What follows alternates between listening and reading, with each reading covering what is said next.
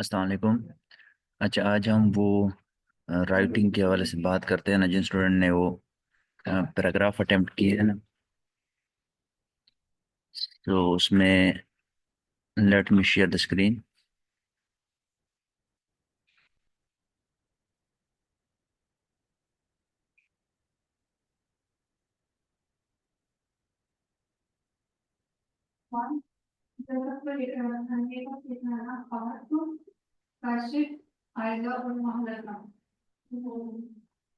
1 minute.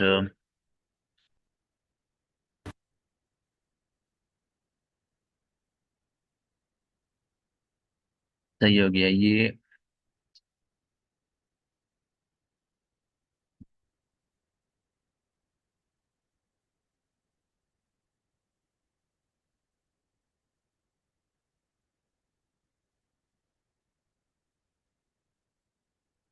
ठीक है।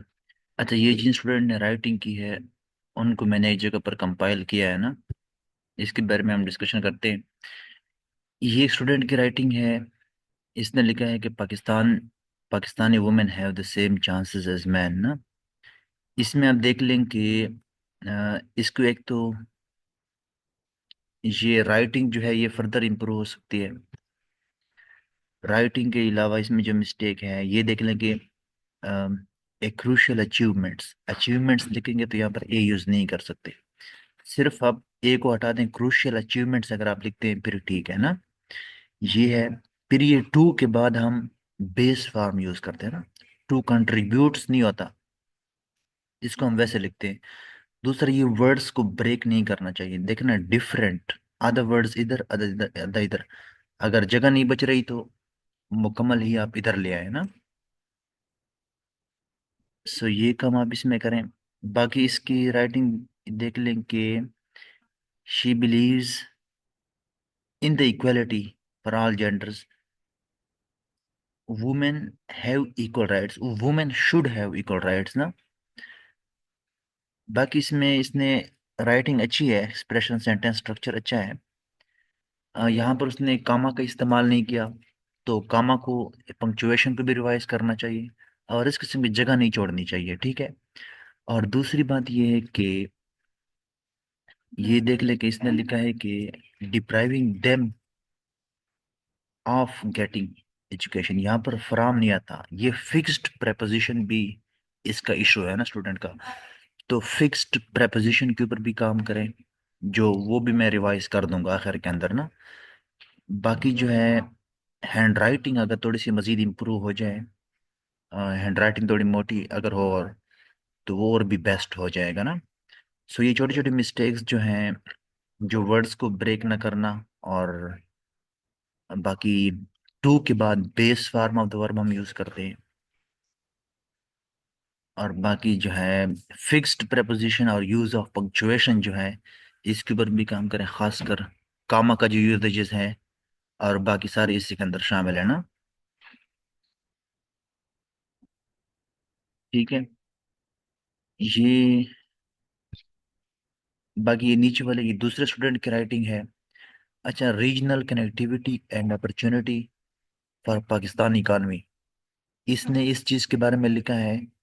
और ये स्टूडेंट ने मिस्टेक्स काफी ज्यादा की है ना इसमें। इसके अगर आप स्टार्ट से देख लेना, इसने लिखा है सब कॉन्टिनेंट इज ऑलवेज बीन, सब कॉन्टिनेंट हैज, यहाँ पर हैज आना चाहिए ना, हैज ऑलवेज बीन। ये मिस्टेक इसने की है। सब कॉन्टिनेंट प्रोवाइड्स, ठीक है, फिर यही एक यूज करना चाहिए। फिर ये दैट देख लें, द देख लें, ये भी लिखना नहीं आता इसमें, वो सही नहीं लिख पा रहा ना। बाकी इसके अलावा द बिल्ट आना चाहिए, सब्जेक्ट वर्ब एग्रीमेंट के इसमें इश्यूज आ रहे हैं ना। सब्जेक्ट वर्ब एग्रीमेंट के और सेंटेंसेस, एक भी जुमला कंप्लीट मुझे नजर नहीं आ रहा जो ठीक लिखा हुआ हो ना। सो अगर सोच समझ कर लिखा जाए तो और भी राइटिंग बेस्ट हो सकती है ना। सो ये देख लें, डिफरेंट कंट्री नहीं होगा, डिफरेंट कंट्रीज क्रिएट। अब देखें सब्जेक्ट, फिर अगर आप कंट्रीज करते हैं तो फिर क्रिएट्स होना चाहिए। और फिर ये इंडेंट स्पेस नहीं दे रहा। जब भी नया पैराग्राफ स्टार्ट करते हैं तो थोड़ी सी जगह हमें छोड़नी चाहिए ना। बाकी इंडल्जेस, ठीक है, इसको देख लें, हेजमोनिक स्पेलिंग देख लें। और ये फर्स्ट पर्सन को भी यूज नहीं करना चाहिए, first person second person pronoun जो होता है ना, इसको भी अवॉइड करना चाहिए। और ये विदाउट इसको क्लियरली लिखना चाहिए ना। इसमें मिस्टेक्स बहुत ज्यादा हैं स्टूडेंट के राइटिंग के अंदर ना, सो इस चीज को अवॉइड करना चाहिए। ये इज बिकम हैज बिकम होना चाहिए। और ये जो डिजिट्स होते हैं ना, 70 80, इसको इंग्लिश में लिखना चाहिए ना, 80%। अगर कोई कम्प्लेक्स है, पॉइंट टू के अंदर है, फिर उसको पूरे का पूरा लिखना चाहिए ना। बाकी कोऑर्डिनेट कंजंक्शन से भी जुमला स्टार्ट नहीं करना चाहिए। फॉर एंड नार बट आर येट सो, ठीक हो गया। बाकी ये किस जो स्टूडेंट की राइटिंग है, इसमें भी इनकम्प्लीट सेंटेंसेस है मोस्टली, इसको देख लें। ये कोऑर्डिनेट कंजंक्शन से उसने जुमला स्टार्ट किया है, और इसमें मिस्टेक्स काफ़ी ज़्यादा हैं, ठीक है। अच्छा, ये एक और स्टूडेंट की राइटिंग है, इसको आप देख लें कि इसने लिखा है challenges to national integration of Pakistan. Of Pakistan या इन पाकिस्तान, चलो दोनों ठीक है, इसको हम करेक्ट कंसिडर कर लेते हैं। अच्छा, इस स्टूडेंट के मैंने पहले भी एक दो पैराग्राफ्स वगैरह चेक किए हैं, ये शॉर्ट ऐसे है ना। ये इसके पास नॉलेज अच्छा है, आर्गुमेंट्स काफ़ी अच्छे अच्छे दे देता है ना, आर्गुमेंटेशन इसकी अच्छी है। लेकिन इसकी राइटिंग थोड़ी सी इंप्रूव हो जाए, राइटिंग के ऊपर से काम करने की जरूरत है, ताकि खूबसूरत एक बैलेंस्ड राइटिंग हो, तो वो बड़ा इम्पैक्ट करती है ना। बाकी इसने ये अच्छा लिखा हुआ है, चलो इंटीग्रिटी भी ठीक है, लेकिन ऊपर इंटीग्रेशन है, तो इसको इंटीग्रेशन वाला वर्ड ही आप लेकर चले ना। यहाँ पर ऐसे नहीं, यहाँ पर ऐसे का टाइटल दोबारा देना चाहिए, फिर उसको आगे एक्सप्लेन करना चाहिए ना, इस तरह से। बाकी ये ठीक लिखा हुआ है। अब ये इट्स यहाँ पर है, ये आई छोटा होना चाहिए। बाकी राइटिंग अच्छी है, ग्रामेटिकल मिस्टेक्स इसमें बहुत कम है। लेकिन हैंड राइटिंग के ऊपर इसको काम काम करने की जरूरत है, अगर वो इम्प्रूव हो जाए तो राइटिंग बहुत बेस्ट हो जाएगी ना। इसके अलावा, हाँ, एथनिक, दीज एथनिक पॉपुलेशंस है वो, तो ये नैरेटिव। बाकी ये देयर रिसोर्सेज ऑफ देयर, ये देयर, देयर नहीं, THER वाला नहीं, THEIR वाला है ना।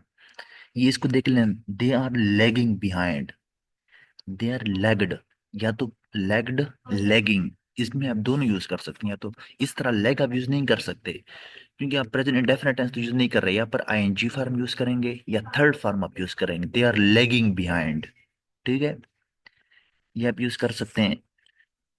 बाकी इसके अलावा इसने, हाँ, ये जो हम इस किस्म के वर्ड यूज करते हैं ना, BLA, BRA, अब मुझे तो ये नहीं पता कि BLA का क्या मतलब है।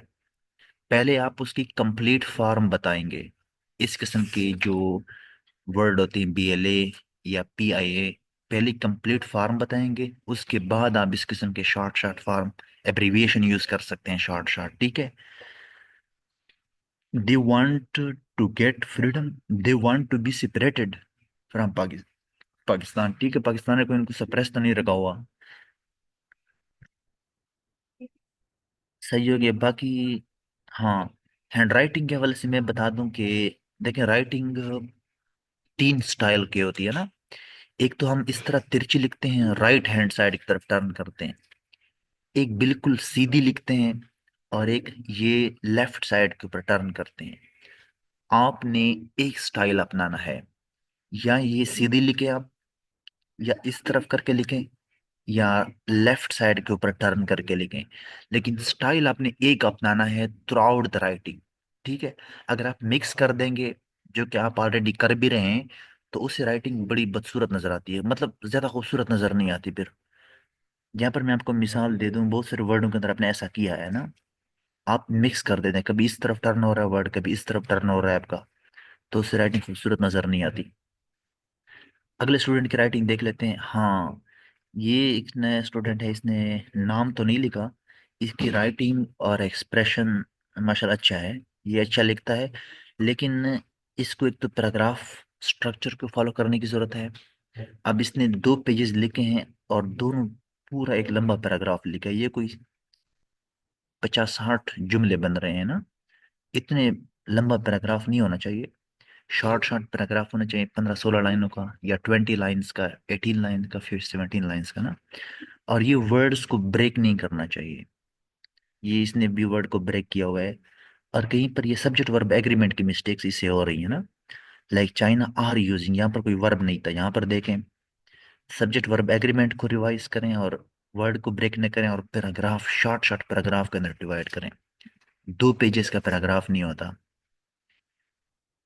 और इसकी बड़ा एक और इशू ये है कि ये वर्ड्स के बीच में स्पेस बराबर नहीं रखता। ठीक है। अब फॉर एग्जांपल ये देख लें, वेस्ट प्रोडक्ट। अब ये वेस्ट प्रोडक्ट बिल्कुल अटैच है, ये इसमें फासला है। ये वर्ड्स के बीच में फासला जो है इसको बढ़ाना चाहिए। वो वर्ड्स के बीच में डिस्टेंस इक्वल हो तो फिर वो इशू नहीं होता ना। Equal space between the words. बाकी ये सब्जेक्ट वर्ब एग्रीमेंट की गलती भी हो रही है। इक्वल स्पेस होना चाहिए और पैराग्राफ शॉर्ट शॉर्ट होने चाहिए। सही है। इस तरह से बाकी इसमें इतना इशू नहीं है। अगर पैराग्राफ स्ट्रक्चर आप देख लें, पैराग्राफ का एक टॉपिक सेंटेंस होता है, बॉडी पैराग्राफ का इंक्लूडिंग सेंटेंस होता है, और पैराग्राफ की लेंथ को अपने कम करना है। इतनी राइटिंग करनी है तो फिर इसको 2 पैराग्राफ के अंदर डिवाइड कर दूं, या 3 में। लेकिन एवरेज 15-16-17 पैराग्राफ्स आपके होने चाहिए। ठीक है।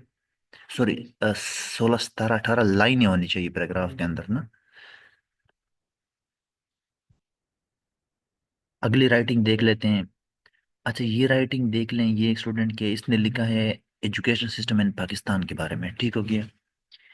इसने टॉपिक सेंटेंस बड़ा खूबसूरत लिखा है कि education plays a significant role in the development of a country.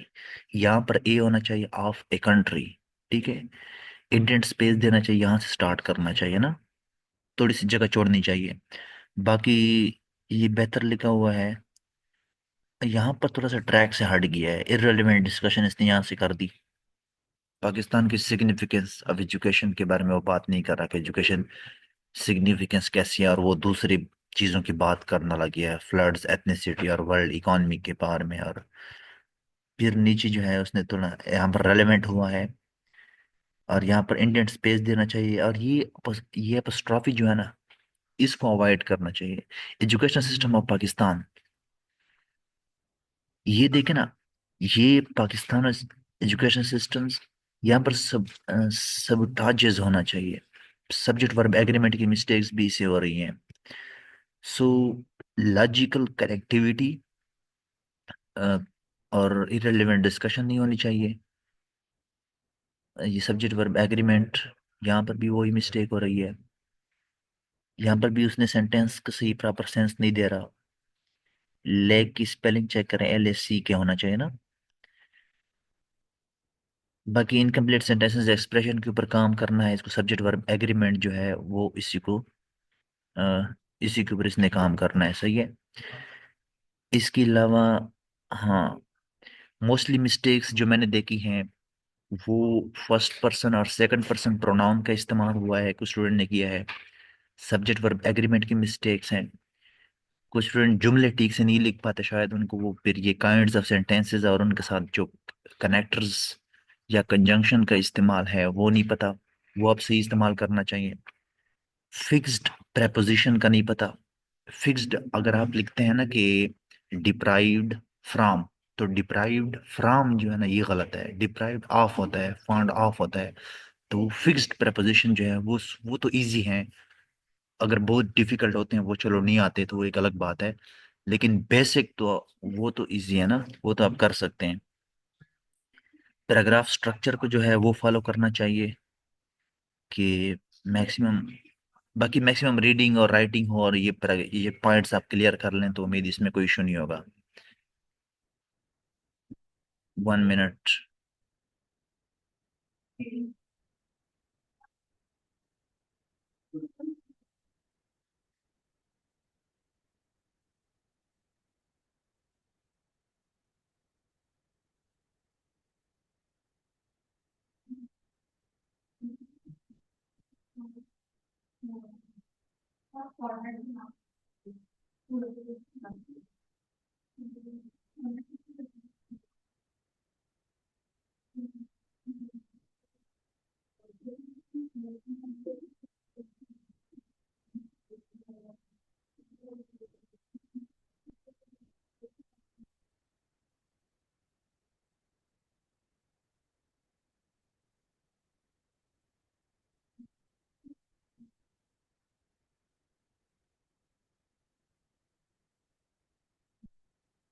Okay, अच्छा मैं ये दूसरा ये शेयर कर देता हूँ इस हवाले से।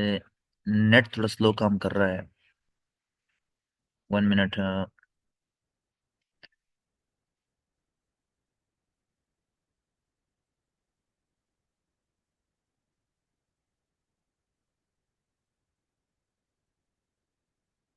हाँ, ये आप देख लें।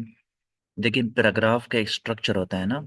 ये टॉपिक सेंटेंस आपने फॉलो करना है, इसको आप रीड कर लेंगे, फिर ये बॉडी आ जाएगी, फिर कंक्लूडिंग सेंटेंस। ये हेडिंग आपने नहीं देनी। सिर्फ इस किस्म का टॉपिक सेंटेंस रेलेवेंट होना चाहिए। और ये तो शॉर्ट पैराग्राफ है। आप इसको लेंथ पैराग्राफ लिख सकते हैं ना। ये भी टॉपिक सेंटेंस, सपोर्टिंग डिटेल और कंक्लूडिंग सेंटेंस, इसको अगर आप पढ़ लेंगे तो आपको कुछ ना कुछ पैराग्राफ स्ट्रक्चर की समझ आ जाएगी। ठीक है। बाकी इसके हवाले से जो, इसको भी आप लोग देख लें एक बार। टॉपिक सेंटेंस ये देख लें कि topic sentence body paragraph concluding sentence होता है। इसके अलावा जो है, ये भी एक स्ट्रक्चर है कि टॉपिक सेंटेंस को मजीद थोड़ा एलिबोरेट करना, फिर सपोर्टिंग, फिर एग्जांपल्स, फैक्ट फिगर देना, फिर ओवरऑल पॉइंट को समराइज करना। सो ये इसमें कुछ पॉइंट्स हैं। ठीक है। ये अपने ख्याल रखने हैं। इसके अलावा जो है, 1 मिनट।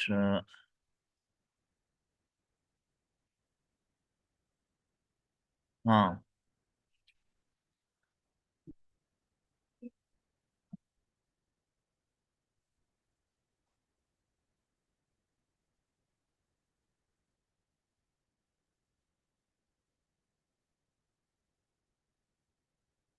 1 मिनट। नेट थोड़ा शायद स्लो है।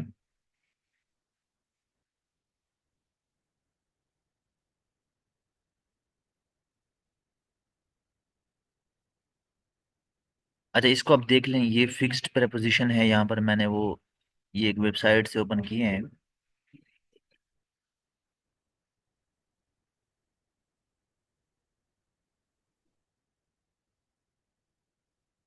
एक तो ये नेट भी बिल्कुल।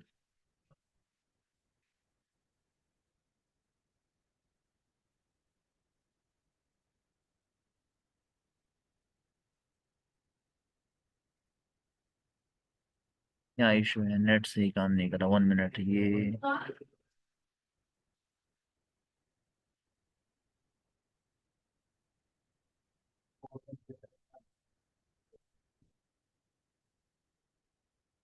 हाँ, ये आप देख लें, ये आपको नजर आ रहा है। इसमें फिक्स्ड preposition ये आप देख लेना कि ये ऑफरेड ऑफ होता है, अलॉट ऑफ होता है, कन्फाइंड टू होता है, कन्वर्टेड टू होता है, converted to, cope with, contact with. ठीक है। डिवोट में refer, defer to, deprived of.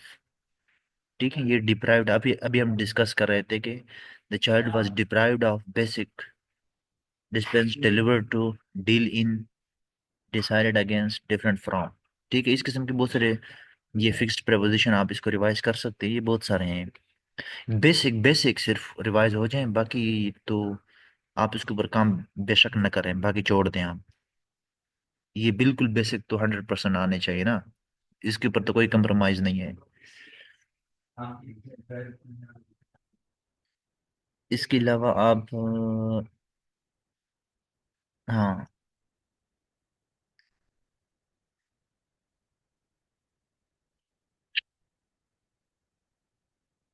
इसको भी रिवाइज कर लें। ये काइंड्स ऑफ सेंटेंसेस जो होते हैं ना, ये वाले, ये on the basis of construction जो है ना, simple sentence, compound complex sentence, ये वाले सेंटेंसेस इंपॉर्टेंट है। ये आपके रिवाइज, इसको आप रिवाइज करेंगे, ये डेफिनेशन देख लें और इसके एग्जांपल्स, इसकी प्रैक्टिस करें आप। कंपाउंड सेंटेंस की ये डेफिनेशन, एग्जांपल्स, कंस्ट्रक्शन, ये सब कुछ आप देख लें। इसके अलावा आप ये कम्प्लेक्स सेंटेंस देख लें, इसकी ये कंस्ट्रक्शन देख लें आप, इसको रिवाइज कर लें। ये कंपाउंड कम्प्लेक्स सेंटेंस, इसको भी आप रिवाइज कर लें। ठीक है। सो इस किस्म के बाकी कोई इशू हो तो इंशाल्लाह उसको हम डिस्कस करते रहेंगे। सो ये इस हवाले से कुछ बेसिक चीज़ें हैं। 1 मिनट। मैं एक और चीज़ डिस्कस कर दूं। 1 मिनट, 1 मिनट।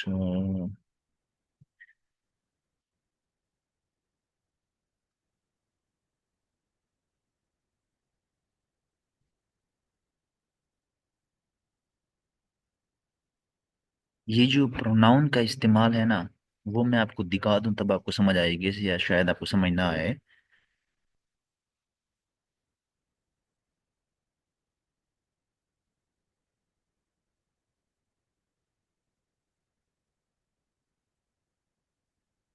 एक मिनट ये।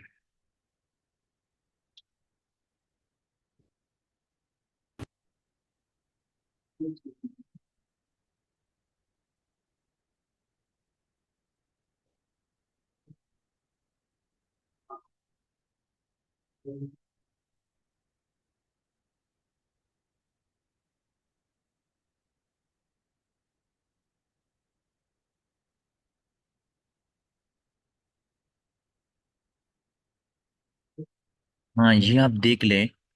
ये प्रोनाउन जो है ना, ये रेड कलर वाले आई, माई, माइन, मी, वी और अस, इसको फर्स्ट पर्सन प्रोनाउन कहते हैं।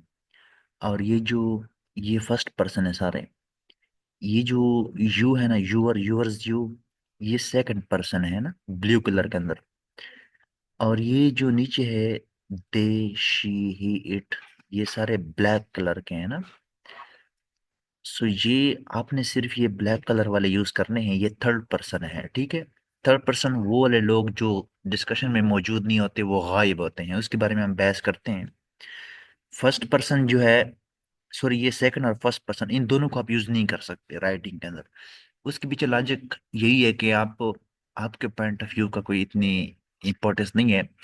आप जब दूसरों चीजें की रेफरेंसेस देते हैं, आर्गुमेंटेशन करते हैं, तब जाकर आपका पॉइंट स्ट्रांग बनता है। दूसरे चीजों के रेफरेंसेस देखकर आप अपना आर्गुमेंट्स देंगे, लेकिन फर्स्ट पर्सन और सेकंड पर्सन को इस्तेमाल किए बगैर इसको आप इस्तेमाल नहीं करेंगे।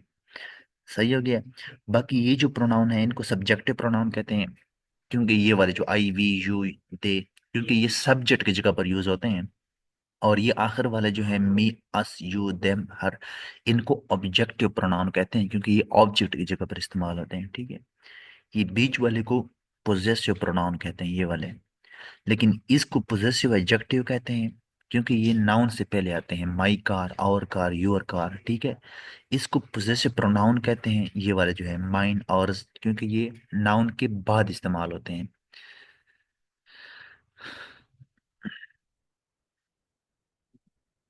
तो ये कुछ चीजें हैं, उम्मीद है ये समझ में आई होंगी। इस हवाले से बाकी कोई कंफ्यूजन हो, आप रीडिंग और राइटिंग ही मेन चीज है, वो आप करते रहें। इस किस्म के अगर आपके कोई टॉपिक हाईलाइट हो जाए, आपका ग्रामर का कोई इशू हो, इस किस्म के टॉपिक्स जो जिसमें आपको नहीं आते, या राइटिंग से ही पता चल जाता है ना। बाकी असल में जब आप पैराग्राफ लिखते हैं ना, एक अच्छा पैराग्राफ हम वो तब लिख सकते हैं जब आप पहले रफ के ऊपर लिखें। रफ ड्राफ्ट बना लो ना, पैराग्राफ डायरेक्ट नहीं लिखना। पहले रफ के ऊपर बंदा लिख ले पॉइंट, ये 1 पॉइंट, 2 पॉइंट, 3, 4, 5, 6, 7, 8 पॉइंट आपने रफ में लिख लिए, कि ये इसके बारे में मैंने कंप्लीट पैराग्राफ लिखना है, इन पॉइंट्स को मिलाकर ना। फिर उन पॉइंट्स को मिलाने के बाद जब आप लिखते हैं, तब जाकर उन पॉइंट्स को अरेंज करते हैं, फिर आप राइटिंग स्टार्ट करते हैं, तब आप एक बेहतरीन पैराग्राफ आप लिख सकते हैं। उसमें लॉजिकल सीक्वेंस भी आएगा, कनेक्टिविटी भी होगी, और गलतियां भी आप नहीं करेंगे। डायरेक्ट स्टार्ट करेंगे, बगैर ख्याल के, बगैर रिसर्च के राइटिंग करेंगे, तो चेक करने में भी मजा नहीं आता, नंबर भी आपको नहीं मिलने वाले, ना वो पास होने वाला है कोई भी चीज। सो ये कुछ चीजें हैं, बाकी कोई इशू हो तो आप डिस्कस कर सकते हैं, ठीक है।